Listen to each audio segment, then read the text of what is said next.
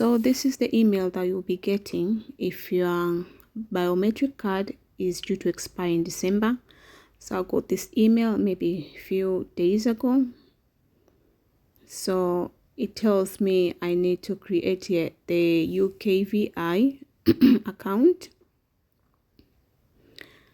As you can see, I'm pretty sure most of you got this email, so I'm gonna take you through all the procedure, all the stages that I did to create my eVisa. So after clicking the link, you go, it says get access to your eVisa. So who can use this device? It says here what you need to do. You'll be asked to create a UKVI account and confirm your identity using the UK Immigration ID check application. So before you start, you need your email address, your access to smartphone, and your BRP card. It needs to be valid, as it says here, so you can start now. So I'm going through all because this was me applying for the first time. So it says, have you ever had a biometric residence permit? You can say yes or no, or I'm waiting for my first. So for me it was yes. Do you still have your biometric residence permit? I have it, so yes. If you don't have it, you can say no.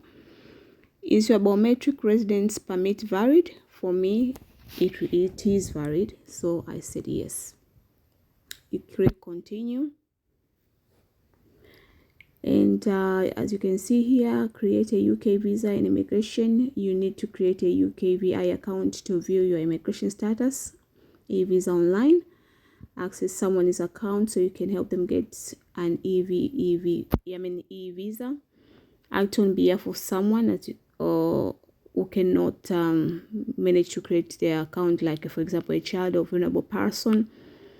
So you will need the following details: your date of birth, biometric residence permit, and access to your email address or phone number. And you can continue, click on account, but somebody is creating for you. You need either their date of birth, biometric residence permit, or their passport. So you can ask someone to do this for you if you are not sure how to go about after receiving that email. But it's very simple and very straightforward, but it is really up to you if you're not confident enough to do it. And once you have created your account, you can go and sign in here, as there is a link over there. So for me it was my first time, so I go on create an account, as you can see here.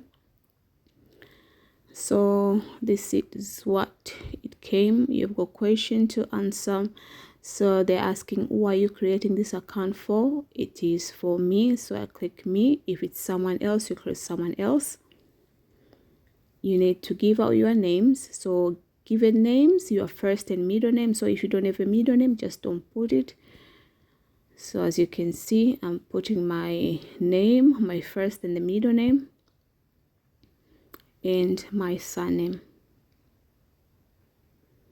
And you go click continue. And what is your country of nationality? I'm originally from Tanzania, so you can choose whatever your country is, your originality. Click continue. Which identity document are you using? So for me, you can either using biometric residence permit or your passport. So I'm going to choose biometric residence permit. It's up to you, whatever you have. So click continue. Enter your biometric residence permit. I'm not going to show you, but this is how it looks like. You put your residence permit number, which is on the top right of your card, and the expiring date. And as you can see, I go very fast, but you need to put your date of birth as well. So here you can see me, they're asking for my email address. I'm gonna click continue, and after you put your email address, you're gonna get a code, so you need to put it. You need to use it within 10 minutes or it's going to expire. So as you can see me putting the code, continue. You go and continue, and they will be asking for your phone number as well. So you need to put the phone number. As if it's international number, you need to put the international code over there. So after putting my phone number, you're gonna get another code, so security code. So you need to put your code in and click continue. There is a continue. After that, do you want someone else to have access to your account? I said no, but if someone is doing, you can choose yes or no. It's up to you. So they're gonna show you all your details. So after they show you all your details, I didn't decode that part, but you're going to have like a barcode that you need to scan it, and it's gonna take you to this application, UK Immigration ID, where you're gonna do all the necessary check. After having the access of it, you're gonna take they're gonna scan your face. They're gonna take your face, your photo ID. So you need to be ready. You need to prepare yourself to take a photo. It's very simple. So after that, it's gonna show you on the website you are connected to the application, so you need to sign in. And after that, you can see signing in like normal procedure. Okay, yeah, everything. So after signing in, this is what it looks like. So my identity is already information is already submitted, because I've done it through the UK ID application.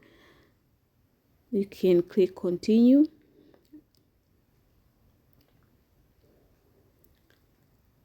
And after that, you need to put your contact preferences, as you can see. So on the confirm identity is completed. So you need to finish all these steps. So I'm gonna click on on the contact preference.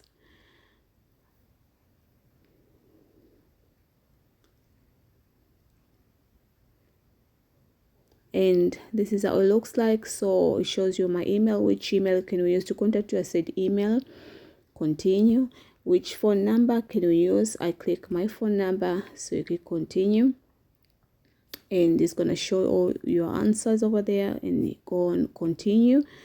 And now you need to go for account security. So talking to us about your account. So they've got like 3 sets of questions, so you need to choose one. Like on each set, you need to choose one question and answer it. So maybe next time you're having trouble, they can ask you for any information that you put in. So as you can see, these are the questions that they're asking. And the 3rd set of questions, so you choose only one and answer it, and after you continue.